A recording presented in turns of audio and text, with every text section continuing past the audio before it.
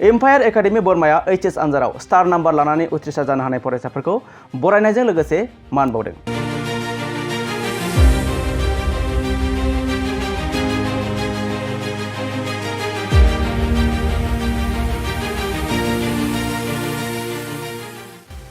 बाक्सानि umpire academy बोरमाया HS आनजादाव science arts आरो commerce आयदायाव स्टार मार्क लानानै उथ्रिसार जानो हानाय फरायसाफोरखौ मान बावनायजों लोगोसे बरायदों। 2026 इं मायथाइनि एचएस आनजादाव गावारि फसंथान एम्पायार एकाडेमी बोरमाया साइन्स आर्ट्स आरो कमार्स आयदायाव फरायसालिनिफ्राय स्टार नाम्बार लानानै उथ्रिसार जानो हानाय फरायसाफोरखौ बरायनायजों लोगोसे मान बावदों। मख'नो गोनांदि देग्लाय बोसोराव एम्पायार एकाडेमी बोरमानिफ्राय साइन्स आयदानिफ्राय सा 54 फरायसाफोरा आनजाद लिरदोंमोन। बेनिनो सा 34 फरायसाफोरा सेथि मासियाव, सा 12 फरायसाफोरा नैथि मासियाव उथ्रिसार जानो हायो। लोगोसे सा 13 फरायसाफोरा स्टार मार्क मोननो हायो। कमार्स आयदायाव सा 15 फरायसाफोरा आनजाद लिरदोंमोन। बेनिनो सेथि मासियाव, सा 9, नैथि मासियाव सा 4 फरायसाफोरा उथ्रिसार जानो हायो। लोगोसे सा 4 फरायसाफोरा स्टार मार्क लानानै उथ्रिसार जानो हायो। आरो आर्ट्स आयदायाव सा 41 फरायसाफोरा आनजाद लिरदोंमोन। बेनिनो सा 14 फरायसाफोरा सेथि मासियाव, सा 13 फरायसाफोरा नैथि मासि लाना उथ्रिसार जानो हायो। आरो बेनिनो सा 6 फरायसाफोरा स्टार मार्क लानानै उथ्रिसार जानो हायो। बरायनाय हाबाफारियाव फरायसालिनि गोरायुं बिद्यासागर रामसियारि, फरायसालिनि सामलायगिरि रजनी बरज'वारि बिथांमोनजों लोगोसे फोरोंगिरि बिथांमोनखौबो बाहागो लानायखौ नुनो मोन्दों। 2026 मायथाइनि जा एचएस जा आनजाद, बे आनजादनि जों रिजाल्टखौ मोनबाय। रिजाल्टखौ मोननानै जोङो जोबोद गोजोननाय मोन्दों होनना बुंनांगोन। मानोना जोंनि बिजाथिफोरा जाबायदि रिजाल्टखौ दिन्थिबाय, बहाय जों गोजोननाय मोन्दों। जोङो दा जोंनियाव मोनथाम स्ट्रिम दङ, साइन्स, आर्ट्स आरो कमार्स। बे मोनथाम स्ट्रिमनि रिजाल्टआ माबादि, बेखौ आं ओरैबायदि बुंनो सान्दों। दा जोंहा साइन्स स्ट्रिमाव दङमोन 51 फरायसा। 51 फरायसानि मादाव जोंहा सेथि थाखोआव उथ्रिसार जानो हादों 34 फरायसा। बेनिफ्राय नैथि थाखोआव उथ्रिसार जानो हादों 12 फरायसा। आरो थामथि थाखोआव उथ्रिसार जानो हादों 1 फरायसा। आरो सेथि थाखोआव उथ्रिसार जानाय फरायसाफोरनि मादाव जोंहा सा 13 फरायसा स्टार मार्क लानो हादों। जोंहा बे साइन्स स्ट्रिमनि फारसेनिफ्राय जा हायेस्ट जौखोन्दोखौ मोननो हादों, जा 91.6 जौखोन्दो। बे सासे थांखि मसाहारि होननाय बुंनाय फरायसाया मोनदों बेखौ। बेनि उनाव जोंहा आर्ट्सआव दङमोन जोंहा 41 फरायसा। 41नि सेथियाव उथ्रिसार जादों 14 फरायसा। आरो नैथियाव उथ्रिसार जादों 13 फरायसा। आरो थामथियाव उथ्रिसार जादों 9 फरायसा। बेनिफ्राय स्टार मार्कखौ मोनदों 6 फरायसाया। बेनिफ्राय हायेस्ट जौखोन्दोआ जाबाय मा जोंनिया 93.2। बेखौ जोंहा मोननो हादों जोंनिया आर्ट्सनि बेला धृतराज बर'आ मोनदों बेखौ। बेनिफ्राय जोंहा कमार्सआव दङमोन जोंहा सा 15 फरायसा। सेथि जांख्लायाव जा उथ्रिसार जानो हादों 9 फरायसाया। नैथियाव 4 फरायसा आरो थामथियाव 1 फरायसा उथ्रिसार जानो हादों। दा बिनि मादावनो जा सेथि जांख्लायाव उथ्रिसार जानाय फरायसानि मादाव सा 4 फरायसाया जा स्टार मार्कखौ मोननो हादों। बेनिफ्राय जा हाइस्ट पार्सेन्टेजआ थांदों जोंनिया 89.4। बे जौखोन्दोखौ मोननो हादों जाहा सासे फरायसा सुमि बाग्लारि होननाय सासे फरायसा मोनदों। दा जोंहा पार्सेन्टेज हिसाबै नायनो थांबा जा साइन्सआव 92.15 जौखोन्दो। बेनिफ्राय आर्ट्सआव थांदों जोंहा 87.80 जौखोन्दो। आरो कमार्सआव थांदों जोंहा 93.33 जौखोन्दो। बेखिनिया जाबाय जोंनि रिजाल्टमोन। दा जोङो जोबोद गोजोननाय मोन्दों जोंनि फरायसाफोरा जा रिजाल्ट दिन्थिबाय। बे रिजाल्ट दिन्थिनायाव जोंल' नङा जोंहा जोंनि फोरोंगिरि सामलाय आफादनि बिबानगिरि बिथांमोनाबो गोजोननाय मोन्दों। दा जा फरायसानि जोंनि जिथु उथ्रिसार जानाय बेथ' जोंनि मोजां मोनसे लक्षण।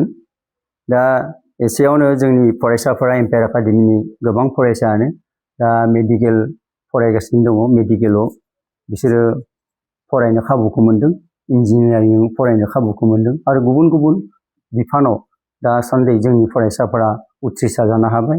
डाक्टर इतिमध्य ओंखारसिगोन आरोखि, इन्जिनियारबो ओंखारसिगोन। जों सानो जोंनि उन जा फरायसाफोर फैगासिनो दङ बिसोरबो बेबायदि आवगायलांगोन, मोनसे मोजां सोलोंथाइ लानानै डाक्टर इन्जिनियार जानो हायाब्लाबो बा आरिमु बा फालांगियारि जा आयदा दङ, बिफान दङ, बेफोरावबो फरायनानै गेदेर गोलाव जानो हागोन बेखौ जोङो आसा थियो। बेखिनियानो। মোৰ নাম পংকজ্যোতি শৰ্মা। তো মই এম্পায়াৰ একাডেমিত পুৰা ষ্টাৰ্টিঙৰ পৰা আছোঁ 2019 পৰা। তো ইয়াতে আমাৰ মটটোৱে আছিল এডুকেশ্যন ফৰ জেনেৰেশ্যন। তো এডুকেশ্যন ফৰ জেনেৰেশ্যনটোৰ অৰ্থই হ'ল গোটেইখিনি যাতে আমি ভাল এডুকেশ্যন এটা দিব পাৰোঁ।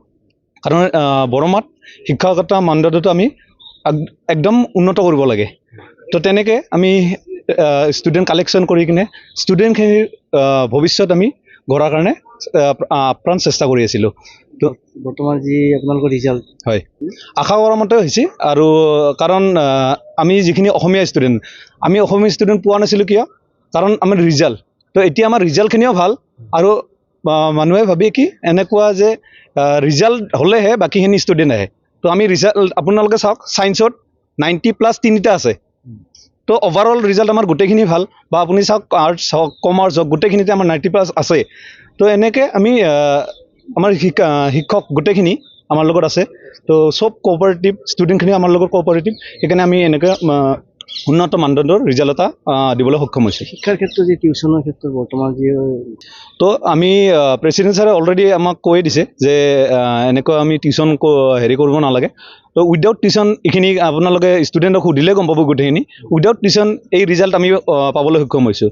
আৰু মেট্ৰিকত আপোনালোকে সুধিলে আপুনি গম পাব, মেট্ৰিকত 60 পায়ো 80+ বা 70 পায়ো 90+ পাই আছে। তো মানে কি যে এম্পায়াৰ একাডেমিৰ শিক্ষাগত মানদণ্ড বহুখিনি ওপৰত আছে। गिबियावनो गोजोन फुंबिलिनि गासिखौबो गाहाम हामलायनाय जासिहरग्रोनाय जाबाय। आंनि मुङा थांखि मोसाहारि। आङो बाक्सा डिस्ट्रिक्टनि सिङाव थानाय गोजोनपुरि माजाबारि गामिनिफ्राय फैदों। आङो एम्पायार एकाडेमि बरमायाव फरायदोंमोन, साइन्स स्ट्रिमाव फरायदोंमोन। आङो HS फाइनाल एग्जाम 2026 बे एग्जामाव 91.6% जो उथ्रिसारनो हादों। आङो दा अल दा 6 साबजेक्ट्सआव लेटार मार्क मोननो हादों।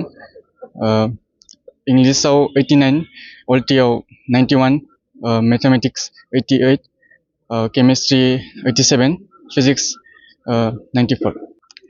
दा सबसे फार्स्ट एंड फरमस्ट आंनि जिखुनु टिचारफोर बेखौ साबायखर बावनो सानदों, अल माय टिचार्स।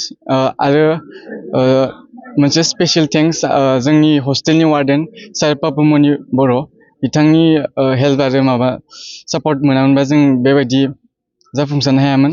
आरो all the teaching staff and the non teaching staff बेफोरखौ आंनि माबानि कन्ट्रिबिउसनाव होनो सानबाय। आरो लोगोसेनो आंनि न'खरनि आइ आफा आब' दं सासे, बिथांमोनाबो बुहुत आंखौ सापर्ट होबोदों आरो जिबायदि फरायनो माने कारेज होबोदों। आरो बेनि थाखाय आंनि आइ आफा आरो आब'खौ साबायखर बावनो सानबाय। आङो दा फरायनानै सासे इन्जिनियार महरै जानो गोसो दं आरो आंनि थांखिया। दा आङो JEE होननाय मोनसे एग्जाम दं, बेनि थाखायबो प्रिपेरेसन खालामगासिनो। आरो 1 year ड्रप लानायनिबो सानदों आं दा माबानि थाखाय। आरो एबार 2026 नि JEE mains session 2 April attempt बेबो एडभान्सनि थाखाय आं क्वालिफाइ जादों। माने ST स्टुडेन्ट हिसाबै 57% लाखिनानै एडभान्स क्वालिफाइ जादों। ओमफ्राय दा फैगौ मे 17आव JEE एडभान्स दं। स' बेखौ ट्राइ नायग्रोनोसै, जुदि बोसोराव जायाबाथाय 1 year ड्रप थानानै नेक्स्ट इयार खनसे ट्राइ खालामबावगोन। खुलुमबाय आंनि मुङा सुमि बाग्लारि ओमफ्राय आङो उदालगुरि जिल्लानि उदालगुरि डिस्ट्रिक्टनि सिङाव थानाय टंला मुंनि मोनसे माबानिफ्राय फैदों गामिनिफ्राय ओमफ्राय आङो गुबैयै आंनि स्कुलिंखौ अक्जिलियाम कनभेन्ट हाई सेकेन्डारि स्कुल टांलानिफ्राय खालामदोंमोन ओमफ्राय दा आङो गावनि HS खौ एम्पायार एकाडेमि बर्मानिफ्राय खालामदों ओमफ्राय गुबैयै आङो कमार्स स्ट्रिमाव बेयाव लाफैदों एम्पायार एकाडेमियाव आङो कमार्स स्ट्रिमाव फरायनानै 89.4% लाखिना उथ्रिसारनो हादों ओमफ्राय लेटारा जाबाय आंहा गांबा बेयाव जाबाय इक'नमिक्स इंलिश बड' ओमफ्राय बिजनेस स्टाडिज एन्ड फाइनेन्स मिजिंथिनाय माने आङो एसे माने आरो खस्थ' खालामबोनानै 90फोर लाबोगोन सानदोंमोन नाथाय बेखौ 89 मोननानैबाबो आङो जोबोद खुसि मोनदों आरो गुबैयैनो आं गावनि टिचार्स मिस ज्योति सार पास्केल ओमफ्राय सार मृदुलखौ गुबैयैनो थेंक्स होना बावहरदों मानोना बिसोरनो जोबोद जोंखौ माने पुरा फार्स्टनिफ्राय माने फोरोंबोदों खस्थ' खालामदों जिखिनि आयदा बेखौ जोंनि खर'आव सोनो हादों बेखायनि थाखाय बिसोरखौ थेंक्स होनना बुंनो आङो गुबैयै चार्टार एकाउन्टेन्ट CA जानो होनना सानदोंमोन नाथाय बेखौ आङो ट्राइ खालामगोन CA खौ इयुनाव So hello everyone, myself Titoras Boro. I belong to a village called Tukurakusi from Baksa district. Recently I passed out my HS second year final exam from Empire Academy Boroma, which is located in Baksa district. So in my HS second year I have secured an overall of 93.2%, and I have secured letter marks in all the 6 subjects. Actually, to be very honest, I was not expecting to get such great marks. My expectations were not such high, but I'm really grateful that God has blessed me and helped me get these marks. And I'm really proud of myself that I could secure these marks and I could make my parents, my friends, my teachers, and my villagers proud of myself. Actually, I was planning to be a civil servant, but for my graduation, I was planning for BA LLB. So let's see what happens in the future. So I really want to thank Empire Academy for being so supportive during my journey.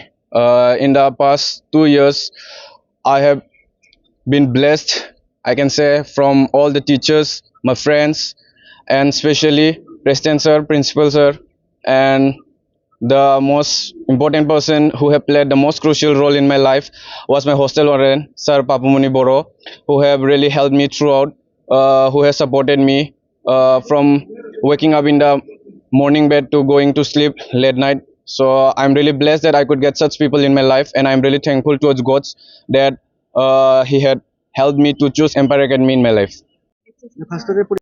নমস্কাৰ মোৰ নাম শ্ৰী কিশোৰ হলয় মই এবাৰ empire academy বৰমাৰ পৰা higher secondary পৰীক্ষাত অৱতীৰ্ণ হৈছিলোঁ এই পৰীক্ষাত মই 84.2% শতাংশৰে উত্তীৰ্ণ হ'বলৈ সক্ষম হৈছোঁ মই অলপ ইয়াতকৈ বেছি আশা কৰিছিলোঁ কিন্তু এইখিনিতে যিহেতু পালোঁ এইখিনিতে সন্তুষ্ট আছোঁ একাডেমীৰ সকলোবোৰ শিক্ষকৰ লগতে মোৰ অভিভাৱকসকলক মই ধন্যবাদ জ্ঞাপন কৰিছোঁ ভৱিষ্যতে মই APSC এক্সাম দি কিনে কিবা এটা ভাল বিষয় হ'বৰ মন আছে